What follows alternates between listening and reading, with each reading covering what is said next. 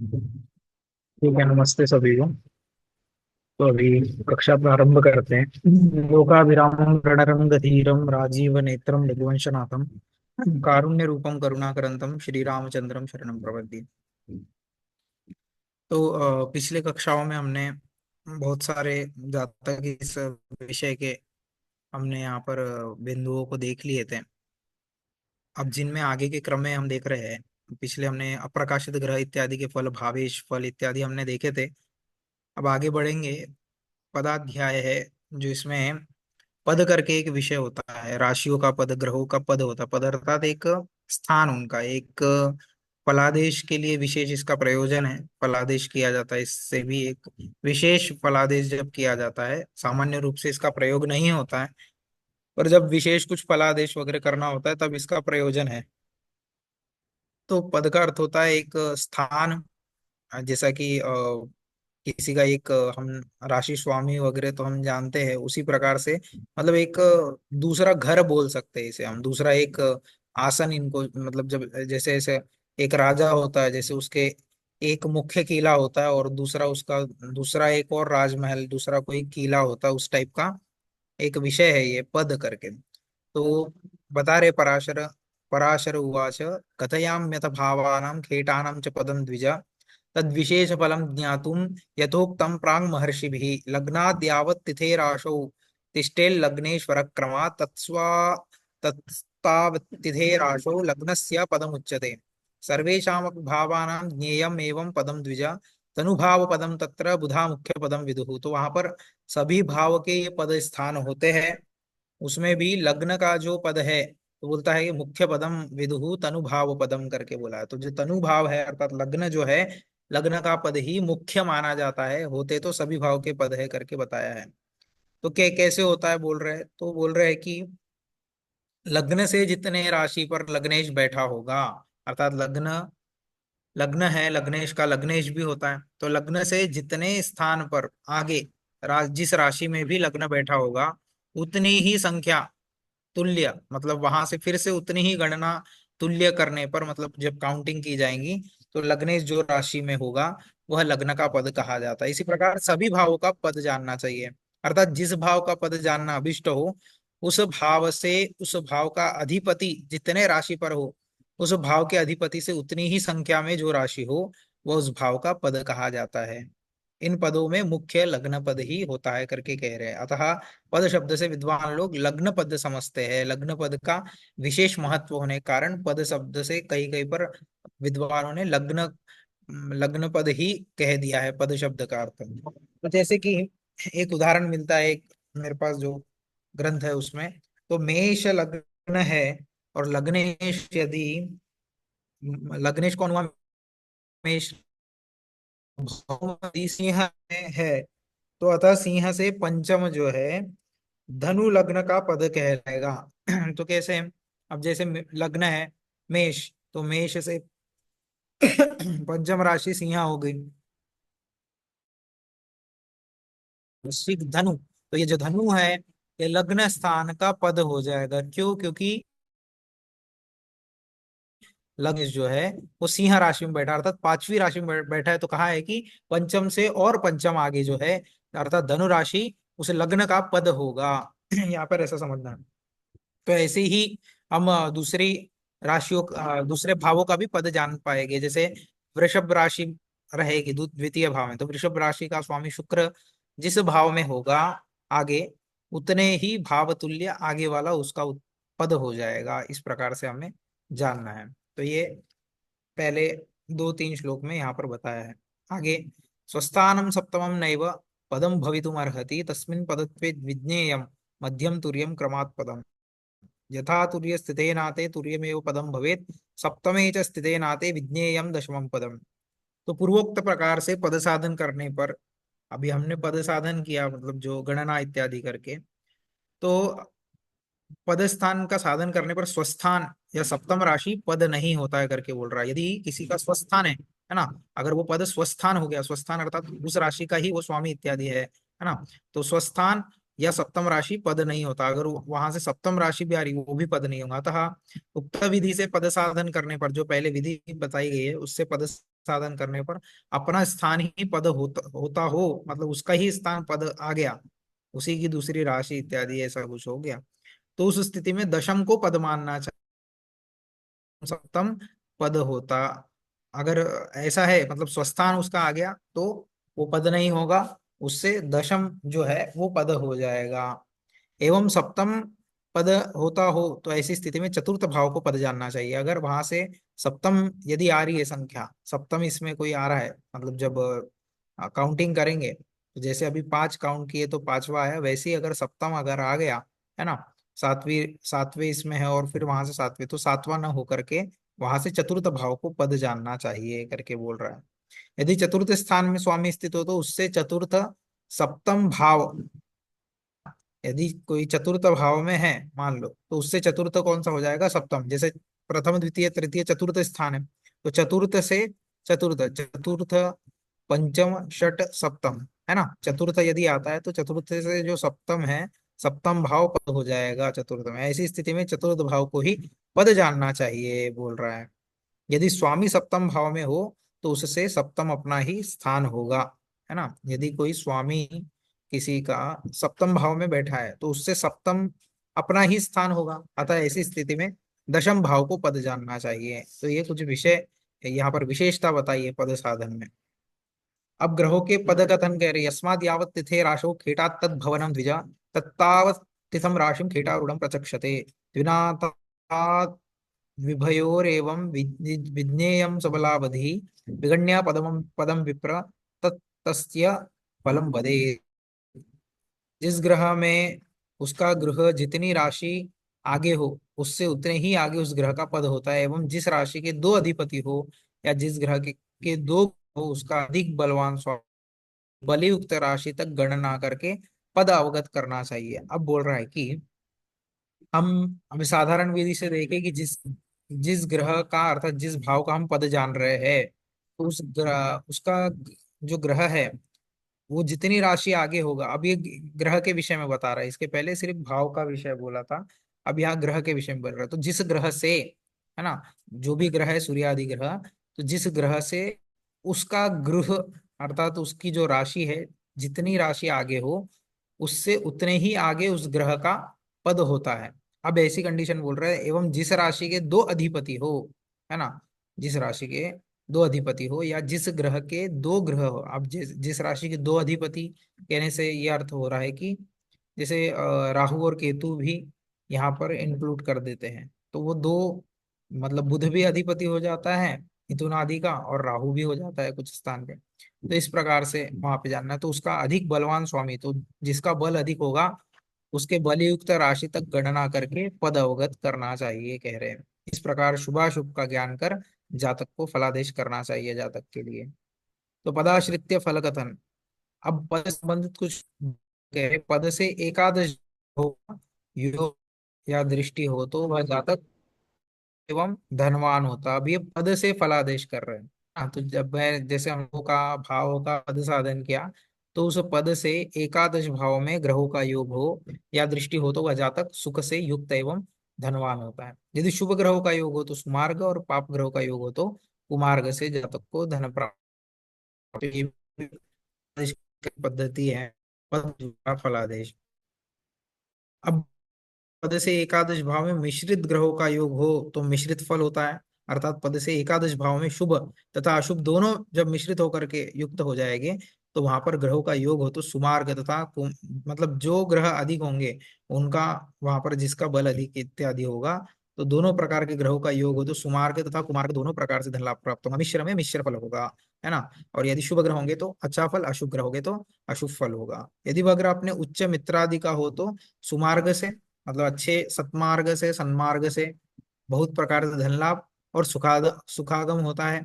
यदि ग्रह अपने उच्च में हो, अपने मित्रादि का हो तो मित्रादि का हो तो मतलब अर्थात अपने मित्र से संबंध करता हो, मित्र की दृष्टि हो, है ना, उच्च में हो। इस प्रकार से यदि पद से एकादश भाव में सभी ग्रहों की संयुक्त दृष्टि हो और 12 में किसी की भी दृष्टि न हो, अर्थात द्वादश भाव में किसी की दृष्टि ना हो, तो वह जातक राजा अथवा राजतुल्य होता है और सदा विघ्न रहित धन प्राप्त करता है। ये एक राजयोग के जैसा एक योग बताया है वहां पद द्वारा। अब पद से एकादश में जितने अधिक ग्रह का योग होगा उतना ही अधिक लाभ होगा। तो कह रहे कि पद से, पद स्थान से एकादश भाव में जितने अधिक संख्यक ग्रह का योग हो जाएगा उतना ही अधिक लाभ जातक को होगा, क्योंकि लाभ भाव है वो। तो अर्गला योग सहित हो तो और अधिक लाभ होगा। एक अर्गला नाम का योग होता है, उसके सहित अगर योग ये बन जाता है पद पद द्वारा एकादश में, तो और अत्यधिक लाभ होगा। अर्गला योग कारक शुभ ग्रह हो तो और अधिक लाभ होगा। और जो अर्गला बनाने वाला योग है उसमें यदि शुभ ग्रह है तो अधिक अधिक लाभ करेगा। अगर वो शुभ ग्रह अपने उच्च का हो तो और शुभ कारक हो जाएगा। और उसमें भी एक और स्पेशल वहां पे बता दिया है कि यदि वो भी शुभ ग्रह अपने उच्च राशि में हो तो शुभ कारक। यदि एकादश भाव अपने शुभ ग्रह का स्वामी हो, है ना, एकादश भाव में अपने अपने शुभ ग्रह का स्वामी, अर्थात वो वहां पर शुभ ग्रह की राशि हो और वहां का स्वामी से दृष्ट या युति इत्यादि करता हो, तो इसमें भी लग्न भाग्य शुभ ग्रह स्वामी होकर उसके द्वारा अवलोकित हो तो और अधिक लाभ करता है। मतलब लग्न से भी संबंध हो, भाग्य स्थान से संबंध हो, और शुभ ग्रह का वहां पर स्वामी हो करके उसके द्वारा अवलोकित हो, अर्थात देखा जाए शुभ ग्रह द्वारा, तो और अधिक लाभ करता है। अर्थात ये परसेंटेज लाभ के कैसे बढ़ेंगे वो बता रहा है। तो इस प्रकार के योगों में यदि द्वादश भाव में ग्रहों का योग ना हो तो उत्तर उत्तर भाग्य की प्रबलता होती है। अगर वहां पर ये ग्रहों का, जब ऐसे पद से हम विचार कर रहे हैं, तो द्वादश भाव में कोई भी ग्रहों की दृष्टि इत्यादि ना हो और कोई युति ना हो द्वादश में, तो वहां पर भाग्य की प्रबलता होती है, उत्तर उत्तर भाग्य में वृद्धि होती है करके कह रहा। यदि द्वादश में ग्रह योग हो तो उक्त योगों में कमी आ जाती है। अगर द्वादश में कोई ग्रह योग बना रहे हैं, कोई युति कर रहे हैं, किसी की दृष्टि है, तो वो इस योग में जो एकादश से बनने वाला योग है इसमें कमी आ जाती है, मतलब उसका परसेंटेज जो है वो डाउन हो जाता है। पद से, अब द्वादश भाव का फल कह रहे हैं, अब पद स्थान से व्यय स्थान का फल। तो पद से व्यय स्थान, पद स्थानात् व्यय विप्र शुभ पाप युतेक्षिते व्यय बाहुल्यमित्येवं विशेषोपार्जनात् सदा शुभ ग्रहे सुमार्गेण कुमार्गात् पाप खेचरे मिश्रे मिश्र फलम वाच्यम एवं लाभोपि लाभगे। तो पद से व्यय स्थान शुभ ग्रह से युक्त तथा दृष्ट हो तो व्यय अधिक होता है। ठीक है, तो व्यय स्थान का फल क्या होगा, व्यय ही होगा, खर्च अधिक होगा अगर वहां पर। तो बोल रहा है कि शुभ ग्रह से युति और दृष्ट करता है वो पद स्थान से व्यय स्थान, तो वहां पर खर्चा अधिक होगा, व्यय अधिक होता है, तथा वह धन सुमार्ग से उपार्जित होता है। एवं व्यय भाव में पाप ग्रह युक्त तथा दृष्ट हो तो कुकर्म में व्यय अधिक होता है। अगर अच्छे मार्ग से धन संपदा का अर्जन किया गया है, उपार्जन किया गया है, तो वह अच्छे कार्यों में ही व्यय होगा। लेकिन यदि पाप ग्रह की वहां पर युति या दृष्टि होती है तो कुकर्म में व्यय अधिक होता है, अर्थात असंगत मार्ग में, असत्य मार्ग में या कुकर्म इत्यादि में वो धन का अपना अपव्यय करता है, कह सकते हैं। वो व्यय नहीं कहलाएगा, वो अपव्यय कहलाएगा इस प्रकार से। तो धन कुमार्ग से अर्जित किया गया होगा, तो यदि अच्छे मार्ग से धन उपार्जन किया गया है तो वहां पर व्यय जो है शुभ ग्रह की दृष्टि इत्यादि होने से अच्छे मार्ग में ही वो व्यय करेगा। अब मिश्रित और शुभ अशुभ दोनों अगर यदि मिश्रित फल हो जाता तो इसी तरह मिश्रित फल देगा, मतलब शुभ, मतलब अच्छे मार्ग में भी खर्च करेगा और थोड़ा कुमार्ग में भी उसका धन जाएगा। इसी तरह लाभ में रहने पर भी जानना चाहिए। तो अगर लाभ में ही, अगर ऐसे ही शुभ ग्रह पाप ग्रह रहते तो उससे उसके अनुसार भी उसी प्रकार का लाभ होगा, उसी प्रकार का सब मतलब अच्छे मार्ग से धनार्जन प्राप्त होगा, उसे धनार्जन होगा, शुभ ग्रह की दृष्टि इत्यादि। तो पद से व्यय भाव में शुक्र हो, सूर्य अथवा राहु स्थित हो एवं चंद्रमा की विशेष दृष्टि हो तो राजा के द्वारा धन का नाश हो जाता है। अगर पद से व्यय भाव में, 12वें भाव में यदि शुक्र सूर्य अथवा राहु स्थित हो एवं चंद्रमा की विशेष दृष्टि हो तो राजा के द्वारा धन का नाश हो जाता है। तो राजा के द्वारा धन का नाश कैसा होगा कि उसको दंड लग जाएगा, टैक्स भरना पड़ेगा, फाइन भरते हैं जिस प्रकार से, है ना। तो इस प्रकार राजा के द्वारा धन का नाश हो जाएगा। 12 भाव में यदि द्वादश में, पद स्थान से द्वादश में यदि बुध हो और वो शुभ ग्रह से युक्त अथवा दृष्ट हो तो स्वजातियों के द्वारा धन व्यय होता है। ठीक है, अपने ही जनों के द्वारा उसका धन खर्चा होता है। यदि पाप ग्रह के द्वारा दृष्ट हो तो लड़ाई झगड़े के माध्यम से धन का व्यय होता है, यथा अभी आजकल आधुनिक युग में देखा जाए तो कोर्ट वगैरह में जाकर के उसके धन का अपव्यय होगा, इस प्रकार से हम देख सकते हैं। पद से व्यय में यदि गुरु स्थित हो और अन्य ग्रहों के द्वारा दृष्ट हो तो अपने ही हाथ से धन का व्यय होता है, वो स्वयं ही धन का व्यय करता है, खर्च करता है। पद स्थान से व्यय भाव में शनि और मंगल से युक्त हो तो साथ ही अन्य ग्रहों के द्वारा दृष्ट हो तो अपने ही भाइयों से धन का नाश करवाता है। पद से द्वादश स्थान में जो योग कहा गया उसी प्रकार लाभ स्थान में भी उस ग्रह से धनागम का योग जानना चाहिए। तो वैसे ही जो जैसा शुभ ग्रह जिन ग्रहों का उल्लेख करके व्यय स्थान के लिए कहा गया है पद द्वारा, वैसे ही एकादश में भी अब खर्चा जैसा हुआ है वैसे ही अगर वैसा ही योग अगर एकादश में बन रहा है उन्हीं ग्रहों इत्यादियों के द्वारा, तो उनके ही द्वारा पैसा आएगा। अर्थात जैसे बोला है कि पाप ग्रह के द्वारा दृष्ट हो तो झगड़े के माध्यम से धन का व्यय होता है। यदि पाप ग्रह वहां एकादश में बनता है तो लड़ाई झगड़ा करके उसका धन का लाभ होगा, है ना। अब जैसे मंगल और इसकी युति से बताया है तो भाइयों के द्वारा धन का व्यय नाश होता है, मंगल से युक्त हो शनि से युक्त हो तो वैसे ही अगर एकादश में मंगल शनि युति इत्यादि करे, दृष्टि इत्यादि प्रदान करे वहां पर, तो अपने भाइयों के द्वारा उसको धन का लाभ इत्यादि होगा, ऐसा जानना चाहिए करके बोला। लाभ भावे च ते योगा लाभ योग करास तथा करके इसलिए बोला है अंतिम लाइन में 22वें नंबर में। आरूढ़ात द्वादशे स्थाने ये योगा कथता यथा लाभ भावे च ते योगा लाभ योगा करास तथा करके बोला। तो उसी प्रकार लाभ के भी योग उसी मार्ग से उसी प्रकार से मिलेंगे करके बोल रहा है। ठीक है। उसके बाद में पद द्वारा सप्तम भाव फल। अब पद के द्वारा सप्तम का कैसा फल है वो बता रहे हैं। आरूढ़ात सप्तमे राहुर अथवा संस्थिता शिखी उक्षुव्यथा युतो बालः शिखिना पीड़ितो अथवा। तो पद स्थान से सप्तम भाव में राहु अथवा केतु हो तो जातक उदर संबंधी व्याधि से युक्त होता है, पेट में उसकी पीड़ा होती है। पद से सप्तम में केतु और पाप ग्रह से युक्त या दृष्ट हो तो जातक साहसी सफेद, मतलब उसके बाल पक जाते सफेद बाल वाला, है ना, लिंग वृद्धि वाला होता है। पद से सप्तमस्त गुरु शुक्र चंद्र ये तीनों या दो अथवा एक ही स्थित हो तो जातक लक्ष्मी युक्त होता है। तो गुरु शुक्र और चंद्र की युति से अगर तीनों हो, दो हो अथवा एक भी हो तो जातक लक्ष्मी से धन संपदा से युक्त होता है। पद से सप्तम में गुरु इत्यादि हो तो। पद से सप्तम में अपने उच्च का शुभ ग्रह या पाप ग्रह अपने उच्चगत का हो तो जातक सुंदर यश युक्त एवं श्रीमान होता है। अर्थात शुभ हो या पाप हो अगर वो उच्च का होगा तो उसको स्वरूपवान बनाता है, रूपवान यशवान बनाता है, श्रीमान बनाता है। तो पद से सप्तम स्थान में जिस ग्रह का जैसा फल है पद से द्वितीय स्थान में भी उस ग्रह का वैसा ही फल जानना चाहिए करके बोल रहा है। ठीक है। तो जिस प्रकार से पद से सप्तम स्थान में जिस ग्रह का जैसा फल बताया गया तो पद से द्वितीय स्थान में भी उस ग्रह का वैसा ही फल बताना चाहिए। तो मतलब द्वितीय में भी वैसे ही फल प्रदान करेगा वो ग्रह, ऐसा बता रहा है। उच्चस्थो रोहिणेयो वा जीवो वा शुक्र एव वा एको बलि धनगता श्रियम दिशति देहिना। तो कोई भी ग्रह स्वोच्चस्थ अथवा बुध गुरु शुक्र में से कोई भी एक ग्रह भी बलि होकर द्वितीय भाव में हो तो जातक धनवान हो जाता है। अब बता रहे कि कोई भी ग्रह स्वोच्चस्थ अपने उच्च का अथवा बुध गुरु शुक्र में से कोई एक ग्रह भी बलि होकर बलवान होकर द्वितीय भाव में हो जाता है पद से तो जातक धनवान होता है। जिस तरह पद या लग्न से भाव का फल कहा गया उसी प्रकार आत्माकार का अंश से भी फल जानना चाहिए। तो आत्माकार का अधि ग्रह होते हैं अर्थात जिसका अधिक अंश होता है सबसे, है ना, तो वो आत्माकारक ग्रह कहलाता है। उसके बाद में अमात्य कारक इत्यादि ग्रह वहां बताया गया आत्माकारक का अंश है। अभी कारक इत्यादि आप विषय पढ़ेंगे आगे। ठीक है। तो आरूढ़ात वित्तभे सौम्ये सर्वदेशाधिपो भवेत् सर्वज्ञ यदि वा सस्यात् कविर्वादी च भार्गवे। आरूढ़ात् केंद्र कोणेषु स्थिते द्वारपदे द्विज लग्न जाया पदे वापि सबल ग्रह संयुते। अब और भी यहाँ पर कुछ फल बता रहे हैं। तो आरूढ़ पद से द्वितीय भाव में शुभ ग्रह हो तो वह जातक सार्वभौम राजा या सर्ववित्त होता है। ठीक है। तो सार्वभौम राजा मतलब बहुत बड़ा राजा होता है। सार्वभौम मतलब सभी, मतलब जैसे बड़े भूमि का राजा सार्वभौम राजा, है ना, किसी बड़े प्रदेश का जैसे देश का वगैरह, है ना। तो सार्वभौम राजा होता है जैसे भारत का पूरा सम्राट जो बोलते हैं बड़े उस प्रकार का। यदि द्वितीय स्थान में भार्गव हो तो कवि या वक्ता होता है। यदि पद से द्वितीय में स्थान में शुक्र हो तो कवि, मतलब कवित्व उसमें प्राप्त होता है।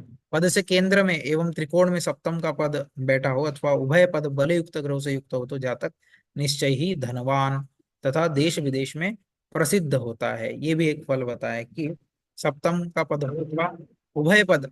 अब बोल रहा है कि पद से केंद्र एवं त्रिकोण में, है ना, केंद्र से त्रिकोण में सप्तम का पद बैठा हो मतलब सप्तम वाला जो है, ठीक है, सप्तम में जो ग्रह इत्यादि है भाव है जो उसका पद वाला बैठा हो अथवा उभय पद बलयुक्त ग्रह से युक्त हो तो जातक निश्चय ही धनवान तथा देश विदेश में प्रसिद्ध होता है।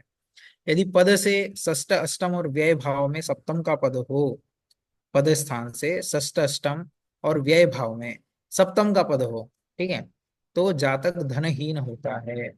तो जैसे सप्तम का हम निकालते हैं ना, उसी प्रकार से तो सप्तम का यदि पद हो तो जातक धनहीन होता है पद से।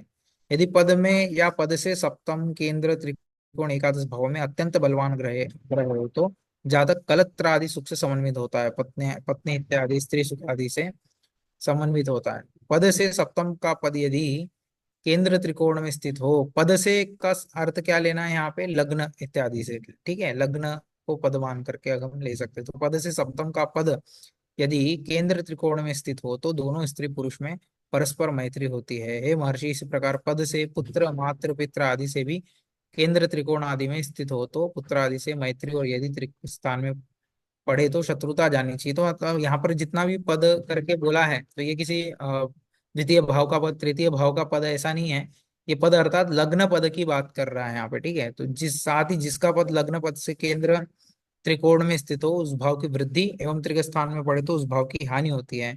लग्न तथा सप्तम के पद आपस में केंद्र त्रिकोण में पड़े, है ना, अर्थात लग्न का और सप्तम भाव का पद यदि केंद्र त्रिकोण में आपस में हो जाए तो जातक भूमिश अर्थात राजा हो जाता है। भूमिश का अर्थ होता है भूमि का ईश, ठीक है, भूमे है ईशः, तो भूमिश अर्थात राजा हो जाता है। एक राजयोग बताया है कि लग्न तथा सप्तम के पद आपस में यदि केंद्र और त्रिकोण में हो जाए तो, ठीक है, अर्थात एक का केंद्र में हो जाए एक का त्रिकोण में हो जाए, इस प्रकार से यदि तृतीय और एकादश में भी पड़े तो जातक भूमि अर्थात राजा होता है। तो इस प्रकार उभय पदों को देखकर धनादि भावों के फल समझना चाहिए। तो यहाँ पर मुख्य रूप से इस अध्याय में पूरा फल का जो विवेचन किया गया है वो पद के लिए, पद स्थान के लिए, लग्न पद इत्यादि से।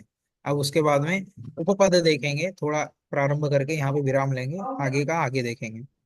तो अथोपपदाध्याय पराशर उवाच अथोपपदमाश्रित्य कथयामि फलं द्विज यच्छुभत्वे भवेन्द्रीणां पुत्रदारादिजं सुखं धनुपावपदं विप्र प्रधानं पदमुच्यते तनोरनुचराद्यत् स्यादुपारूढं तदुच्यते तदेवोपपदं नाम तथा गौणपदं स्मृतं शुभकीटग्रहे तस्मिन् शुभग्रह युतेक्षिते। अब पद बता दिया, पद के बाद में उपपद करके भी एक विषय है।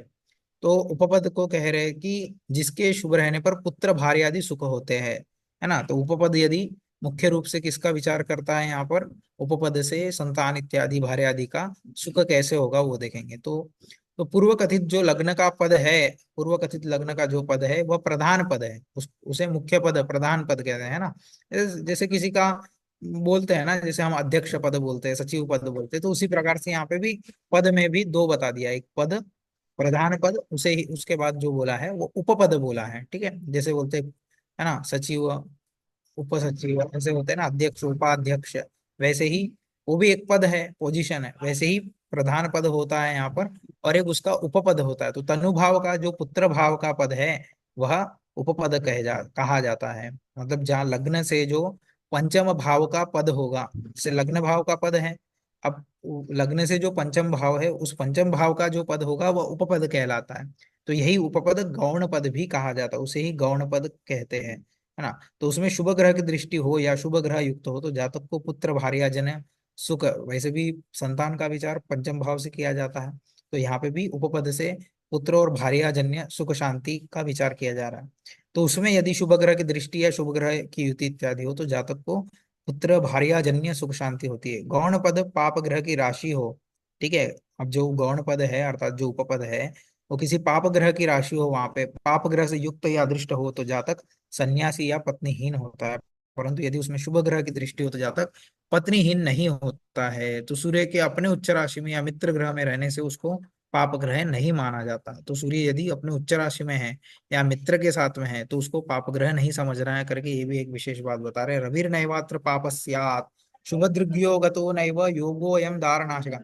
रविर्नैवात्र पापस्यात् स्वच्छ मित्र स्वभाव स्थित। तो इसमें विशेष रूप से यहाँ बता दिया है कि सूर्य यदि अपने उच्च में रहेगा और मित्र के साथ रहेगा तो आप उसे पाप मत समझो, उसको अच्छा ग्रह मान करके फल कहना चाहिए। तो लेकिन यदि वह अपने नीच या शत्रु की राशि में स्थित हो तो पाप ग्रह ही माना जाता है। अगर नीच में होगा, शत्रु राशि में होगा पद विचार के काल में, तो वो शत्रु ग्रह ग्रह में होगा तो भी वह पाप ग्रह ही कहलाएगा।